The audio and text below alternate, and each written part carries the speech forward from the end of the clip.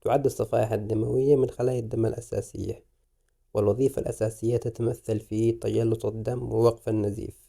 والمعدل الطبيعي من 150 ألف إلى 400 ألف، وأي ارتفاع عن هذا الحد يعتبر ارتفاع في عدد الصفائح الدموية أو ما يسمى بثرومبوسايتوزيس.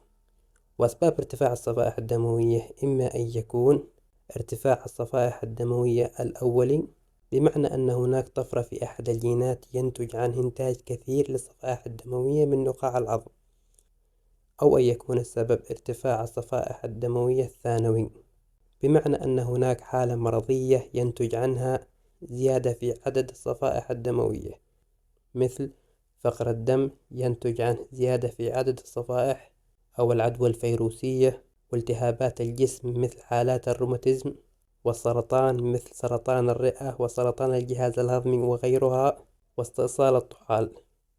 كل هذه الأسباب ينتج عنها زيادة في عدد الصفائح، وتشخص بفحوصات أخرى تحت إشراف الطبيب. أعراض ومشاكل ارتفاع الصفائح الدموية. أول شي لازم نفهم إنه ما في حاجة اسمها أعراض ارتفاع الصفائح الدموية.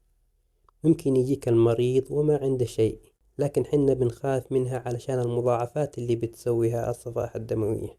فيمكن يجيك المريض يشتكي من جلطة في القلب، أو جلطة في الدماغ، أو جلطة في الرئتين، أو حتى نزيف. هذه المشاكل اللي يمكن تسويها ارتفاع عدد الصفائح الدموية مع الوقت، علشان كذا لازم نتعامل معاها ونبحث عن السبب. والتشخيص أولا يكون عن طريق تأكيد ارتفاع عدد الصفائح بفحص صورة الدم الكامل أو CBC، ثم نبحث عن السبب بفحوصات أخرى. والعلاج يكون تحت إشراف الطبيب المختص على حسب الحالة والسبب.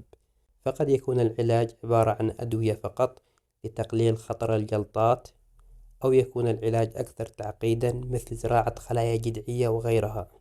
هذا كان كل ما يتعلق بزيادة الصفائح الدموية. إذا عجبك الفيديو لا تنسى اللايك، وشكرا.